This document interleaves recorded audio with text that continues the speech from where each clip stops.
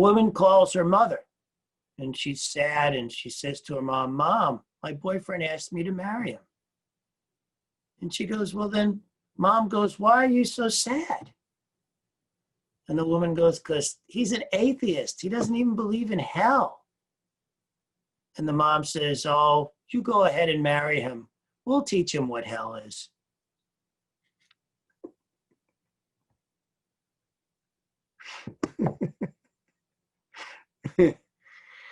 All right, fear.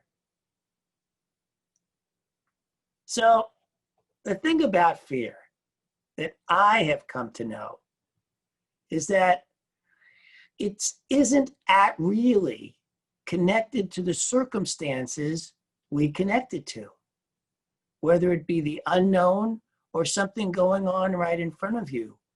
Whatever we're afraid of, the fear comes first, and then our rational mind attaches something to why we are afraid. Now, I realized this years ago. In fact, about 2 decades ago, I started a practice of whenever I felt fear, I'd put myself in front of a mirror and say to myself, there is fear. And I said it like that. I didn't say, I have fear. I didn't say, there is my fear. I didn't do anything that would support me in attaching that fear to me. And slowly but surely, in this practice of seeing fear as something that stands by itself, I have been able to separate it from that which I thought the fear was attached to. This has been an incredibly powerful practice for me because it has allowed me to look at circumstance in an entirely different way than I might have if fear was attached to it. A really good example of this came up just the other day with my son. My son, not all that long ago, less than a year ago, was in the hospital and almost died. His immune system is very compromised.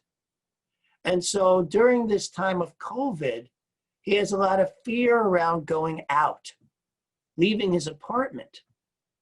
But he needs a job to support himself, to pay for living so he doesn't become homeless. Recently, he has been offered an opportunity to have a job that he actually is very excited about. My son has the incredible ability of working with the disabled. He loves working with disabled adults and children. He has an inordinate amount of patience and compassion and love in terms of his being with these people. And so when an opportunity showed up for him to be able to work with an autistic child of 8, he really wanted to do it, but had a lot of fear because 8-year-olds don't exactly wash their hands all the time, cover their mouths when they cough, and he has a lot of fear around being exposed to that. And so I was able to walk him through this process of, hey, what if you put the fear aside? What if you saw the fear as separate from your opportunity with the job? And so we walked through this process of separating out the fear. And then he was able to ask himself very clearly and cleanly, is this mine to do? Now, many of you have heard me speak on, is this mine to do? And a lot of times, it's really hard to get to that heart of it if what we're dealing with is fear. Now, I am very clear, as I have spoken about in terms of walking across fire, that it is never a good reason to do something to overcome your fears. But it is also never a good idea not to do something because of your fears. But sometimes it's hard to know. And so this process of seeing fear as something separate from what it is you're looking at gives me, you, and anyone who will practice this an opportunity to go a step deeper into, is this mine to do?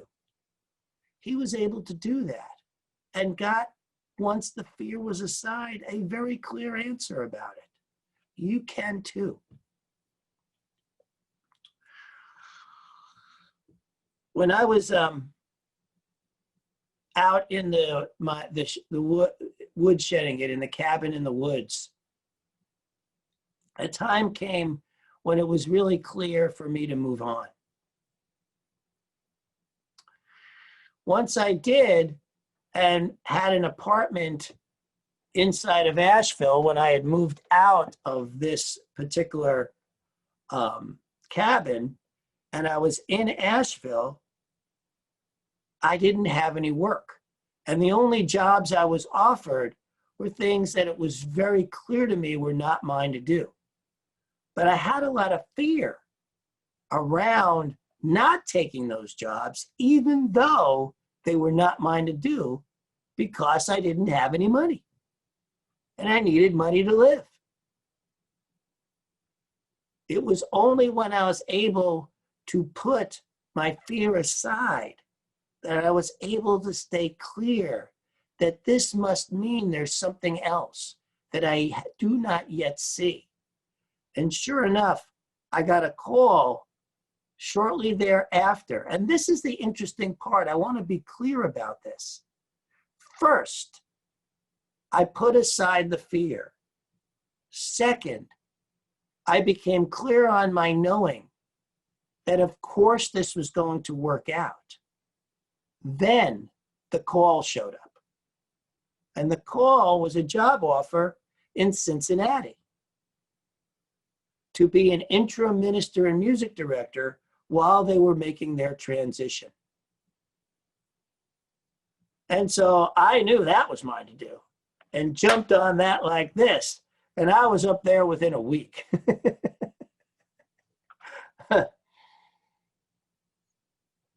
This is what's possible when we are willing to put our fear aside.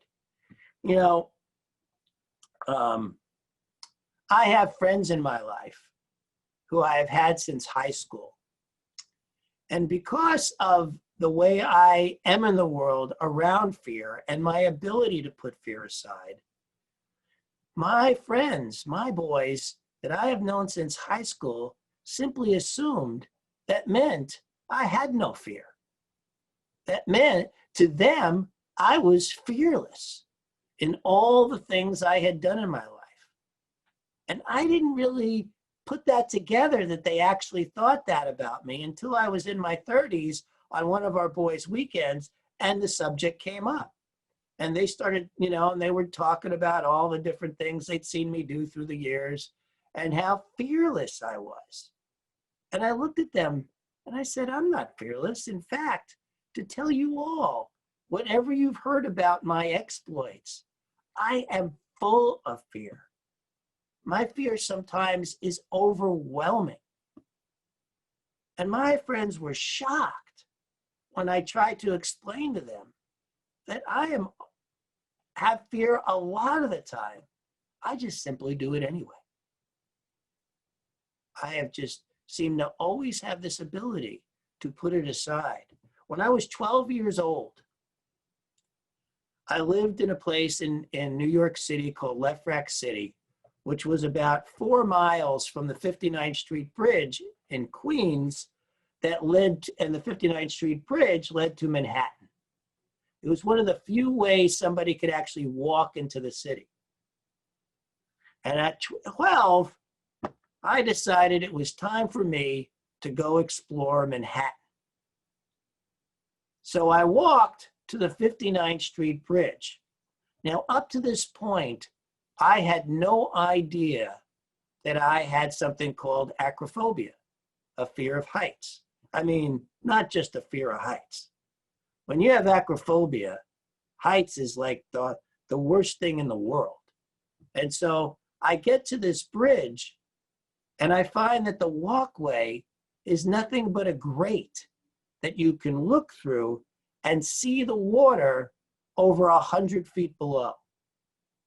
And my body started shaking out of control. I could barely control myself. And yet I had just walked 4 miles to this bridge. And I knew this was the only way I was getting into the city. And so I grabbed onto the railing. And step by step, I tried doing it with my eyes closed, and that didn't help. The vertigo and the sweats and the way my body was shaking.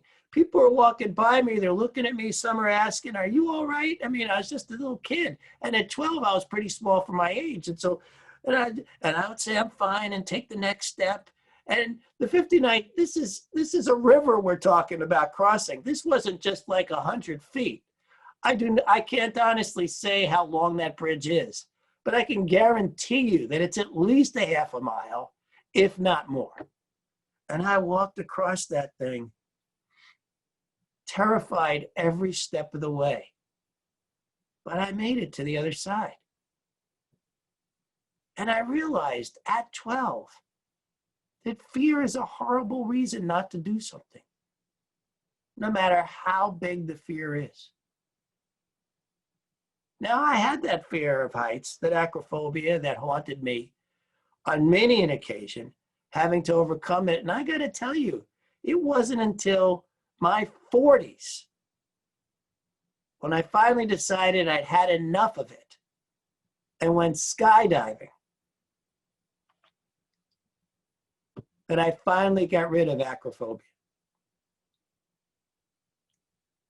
I could have never gone skydiving if I hadn't had the ability to put my fear aside and know that this was mine to do.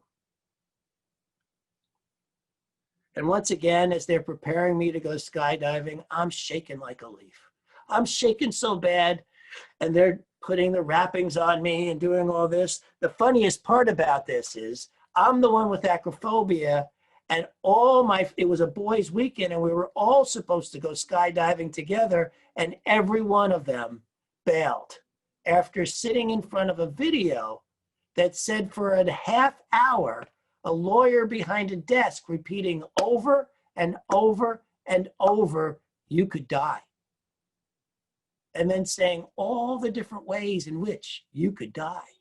One of which was, since this was a tandem jump, that the guy I was attached to, they could just cut me loose. If I didn't behave myself and he thought he was in trouble, one of the ways in which I could die is he would pull out his knife and just cut me loose, and I would fall to my death. It was at that moment that the last of my buddies stood up and said, "I can't do this," and left the room. But I knew it was mine to do. So there I am, shaking like a leaf, and then they bring me to the plane and they attach me to the guy I'm jumping with, and I'm sitting on his lap, and I'm still shaking, and and I think the guy was afraid I was going to pee in my pants, because he started kind of cooing in my ear. This 200-pound huge guy is now cooing in my ear. "It's all to be all right. It's going to be all right." And then the time came, and of course, I chose the extra. You could jump at 12,000 feet, or you could jump at 15,000 feet. And I figured, if you're going to go for it, you're going to go for it. So I picked the 15,000 feet, because that meant we could free fall for a good full 60 seconds, which may not sound like a lot of time to you, but when you're free falling, 60 seconds can be a really long time. And so it's finally time. We stand up. I'm still shaking. I can hardly control myself, and this huge guy is just walking towards the door, all the time telling me, "You get to change your mind. You get to change your mind. We're just going to walk to the door." We get to the door, and he falls out of the plane. And all of a sudden, I'm outside the plane looking at the plane I was just in. I can see the plane that I was just in. It felt like a Roadrunner cartoon. You remember those Roadrunner cartoons where Wile E. Coyote would always find himself off the cliff and then everything would freeze for a second and then he would fall? It was like that. It was exactly like that. Everything froze and then boom, we're going down. And then all of a sudden it hit me. I paid a lot of money for this. I really should enjoy it. And so I spread my hands the way he wanted me to, and we fell. And it was this beautiful, beautiful ride. And I don't know if you're aware of this, but you fall at 160 miles an hour. You never know how loud 160 miles an hour is until he pulled the chute. And then everything went dead silent. And it was gorgeous. I could see to the horizon. And we slowly came down to the earth and landed so softly that it wasn't any more of a bump to land than taking a step down a stair, one stair. It was incredible. And all my boys were there. And they got on their knees and bowed to me.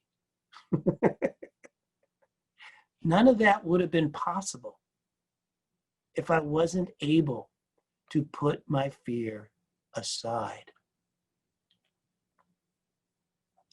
To know that it was mine to do. Now, I got to tell you, I wouldn't have done it if I didn't know with absolute certainty it was mine to do. Especially after this guy going through all these different ways in which I could die. But I would have missed this incredibly gorgeous experience.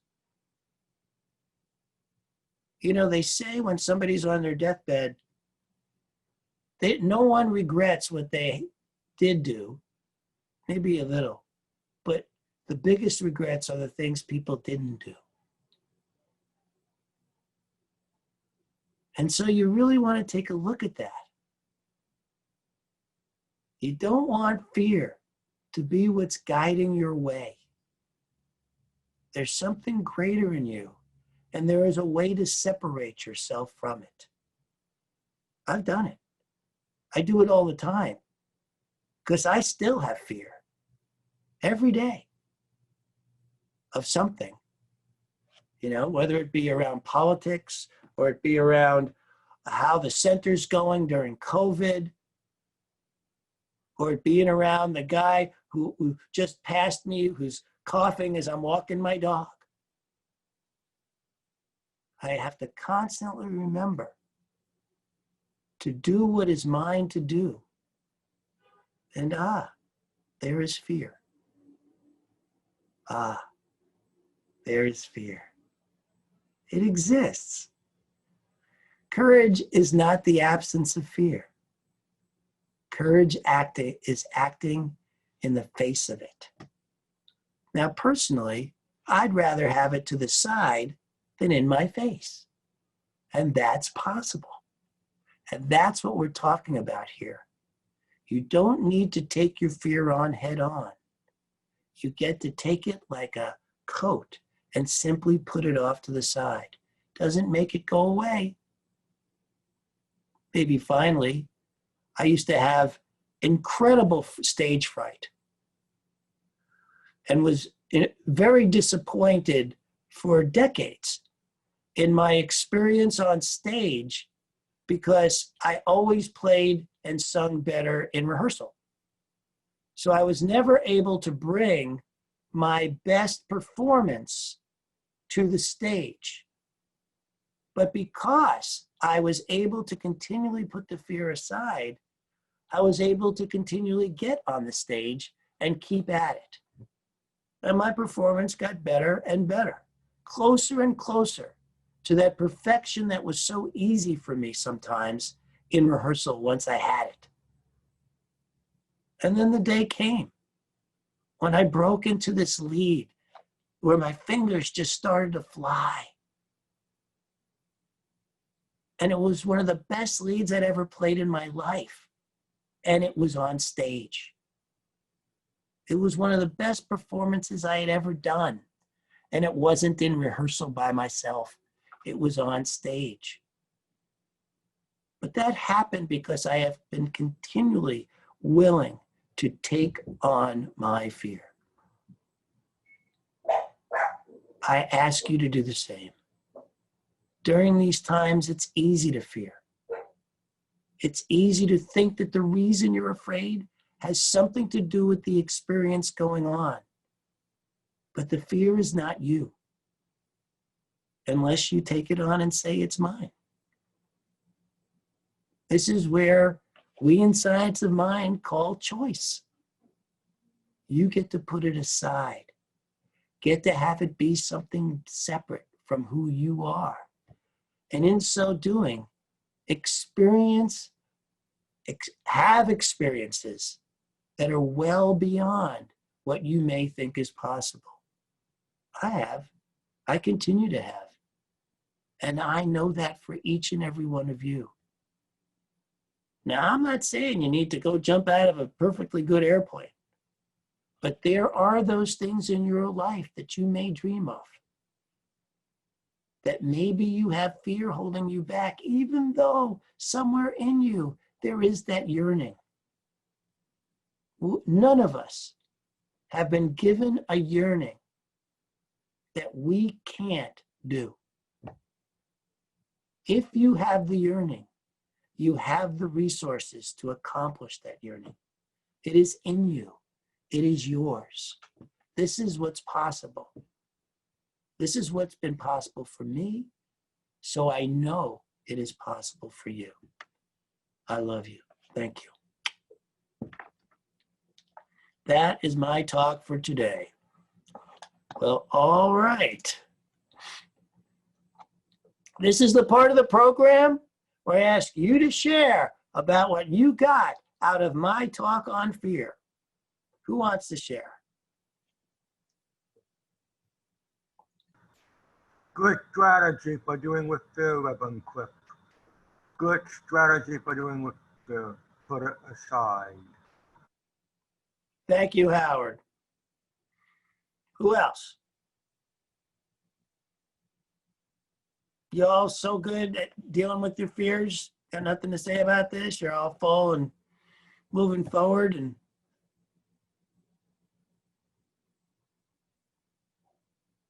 have nothing to share?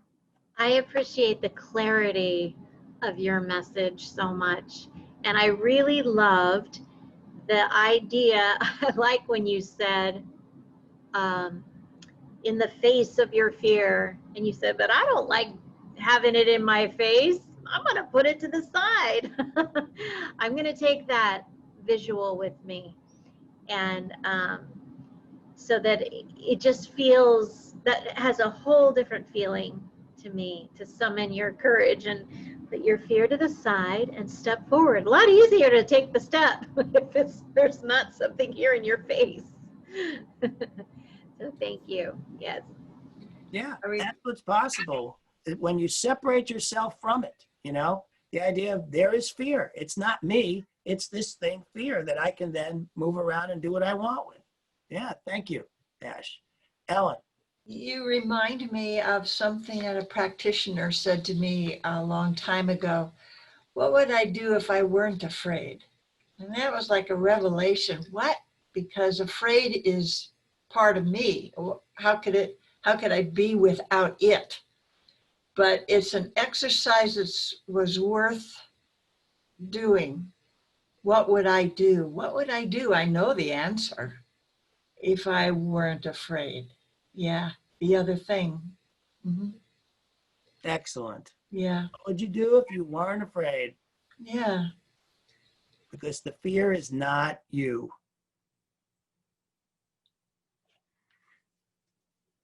All right, who else?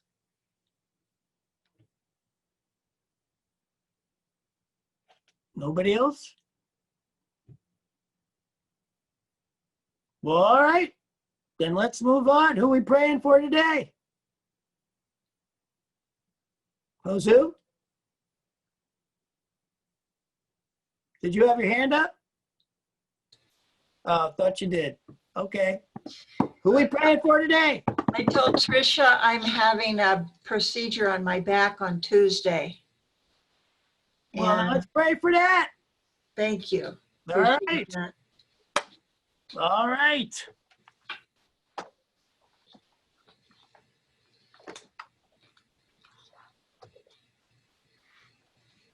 Okay. So everybody take a deep breath. Close your eyes and relax.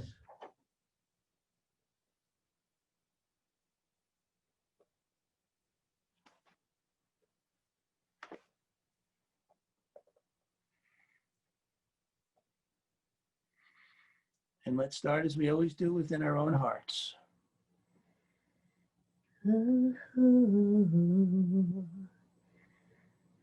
Feel that love, that light, that divine healing energy within your own heart.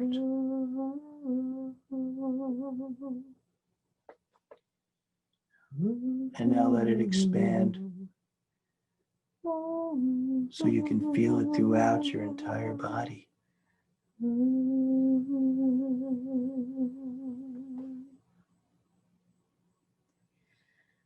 And now feel it combine with everybody else's energies, you folks on Facebook and you folks here in the Zoom room. Feel it all together, combining that love, that light, that divine healing energy that is us.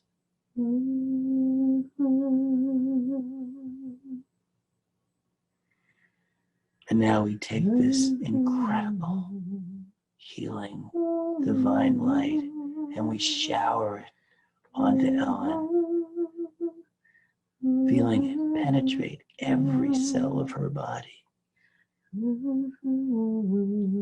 Knowing her surgery goes brilliantly, beautifully, divine. My soul sings out to you, my love. My soul sings out to you. My soul sings out to you, my love. My soul sings out to you. And I am so grateful for the power and presence, for the divine energy, for the divine light, for the divine healing that is Ellen's right here and now, knowing that the surgery works out incredibly well and her healing is magnificent, vital, perfect, divine. And I release this knowing it to be so, as we all say together. And so it is.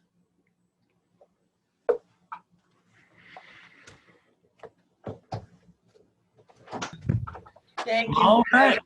Thank you. That was powerful. Thank you. Yeah, you bet. That's Thank what you, we, everybody. that's what we do here. Yeah. Come together. We don't just talk about it. We pray on each other. Yeah. That's Well- love in action. 12:30 on Tuesday. That's the time and place. All right. We'll keep you in our prayers and we'll make Thanks. sure we keep those prayers going. Thank you. Of course, Ellen. All right. It's that part of the program where I ask you to give. And give generously to support this ministry. Give generously so that this ministry can continue to support you. You can use our text to give. You can go to our website and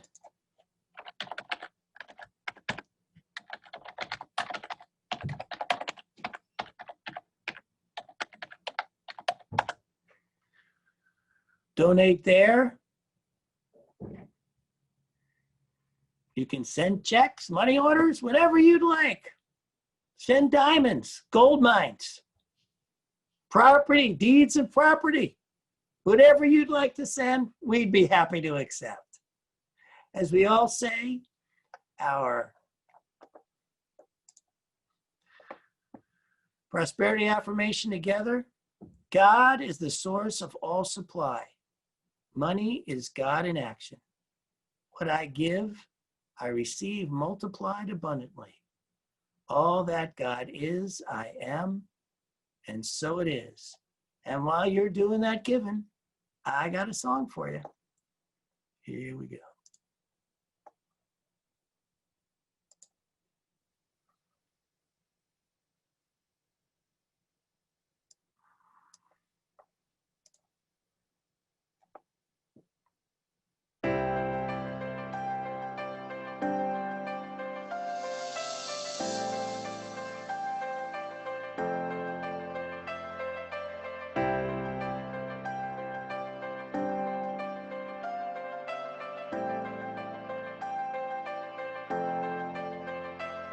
You're my life, you're my breath, you're a smile, you're my guest. You're the earth, you're the sun, you're the grass, you are love. You're my hands, you're a bug, you're my eyes, you're a hug. You're the light in the dark, you're the spark, you are fun. You're my mom, you are water, you're the stars, you're my daughter. You're my friend till the end, you're my dreams, you're my father. You're the ants on the ground, the miracles that surround. I'm feeling it all around, the hemisphere in the clouds. You're my pain, you're my sorrow, you're my hope for tomorrow. You're the strength when I'm hollow, you're the path that I follow. You're the blessings that exist, the small things that are bliss. The gift to realize that everything all is a that gift. I am, all that I see, all that I've been, and all that I'll ever be is a blessing.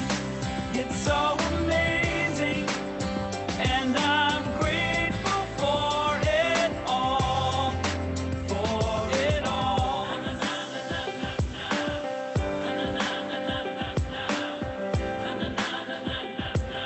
Grateful for it You're the blessings all. every time I try to count. You're the lessons that I learned every time I turn around. You're the water when I'm burned every time I think I found everything I'm looking for. You're the sign saying stop to take a bow and keep moving forward and start looking towards your heart. It'll open all the doors and only then you'll start to hear the world singing chorus with your mind and heart. Aligned in purpose, everything All will feel that I gorgeous. All that I see, all that I've been, and all that I'll ever be is a blessing. It's so amazing, and I'm grateful for it all. Every day I sit and pray 'cause what I have is more than I deserve or could ever imagine. How do I get back to all of this magic and spread the love so everybody can have it? Doesn't matter if I'm rich or poor, if I got a family or if I'm all alone. Bad things happen, I can just complain and moan. But there's a million things that I can be grateful for. So I lift up my hands now, and I open my heart, and my gratitude goes out to everything near and far. All that I am, Everything I am and everything I see, everything I hope and everything I dream, everything I feel and everything I be. I look deep down and feel all the blessings. Everything I am and everything I see, everything I hope and everything I dream, everything I feel and everything I be. I'm grateful for it all. It's amazing. Everything I am and everything I see, everything I hope and everything I dream, everything I feel and everything I be. I look deep down and feel all the blessings. Everything I am and everything I see, everything I hope and everything I dream, everything I feel and everything I be. I'm grateful for it all. It's amazing.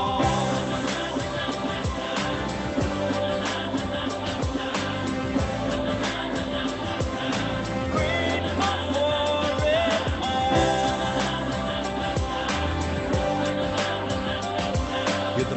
that exist, the small things that are bliss, the gift to realize that everything is a gift.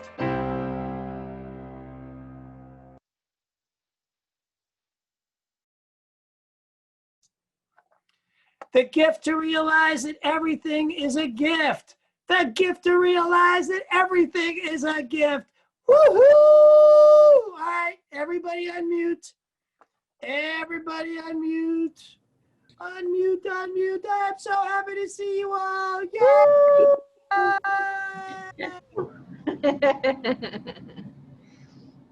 Okay. Love you all very, very much. Okay, we're going to cut off the...